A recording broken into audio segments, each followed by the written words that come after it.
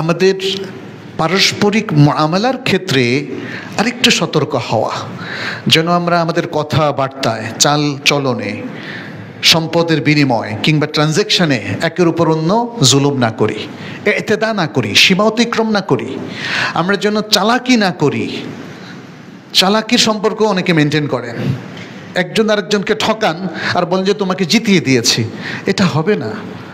মানুষকে আল্লাহ তাআলা যে আকল দিয়েছে সে সব বুঝে। নিজেদের মধ্যে সম্প্রীতি তৈরি করার জন্য যত খারাপ কাজগুলো আছে এগুলো আমাদেরকে অ্যাভয়েড করতে হবে।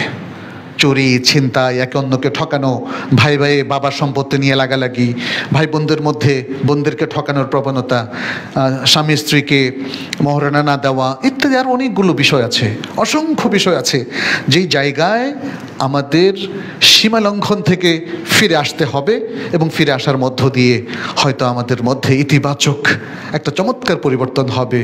ব্যক্তি সুন্দর হবে, জেন্টল হবে, বিনয়ী হবে, প্রত্যেক মানুষের সাথে হাসি মুখে কথা বলবে, তাই না? এভাবেই সমাজের যদি পরিবর্তনটা হয়ে যায় তাহলে এই লোকটা যে তার পরিবারে বিনয়ী সে বাইরেও বিনয়ী হতে পারে। আর যে খুব কঠোর ভাষী, বাজে কথা বলে, মানুষকে কষ্ট দিয়ে কথা বলে, মানুষ কেউ তাকে পছন্দ করবে না।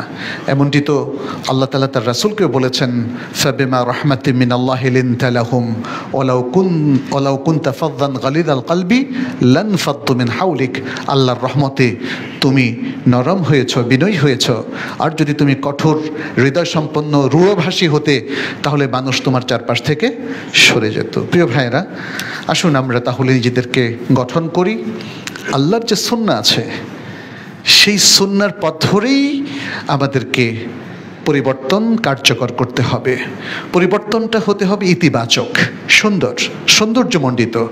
পরিবর্তনটা যদি নেতিবাচক হয় কিংবা খারাপের দিকে পরিবর্তন হয় তাহলে এটা না আমার কোনো কাজে আসবে, না আমার পরিবারের, না আমার জনগণের, না আমার দেশের, না মুসলিম উম্মার।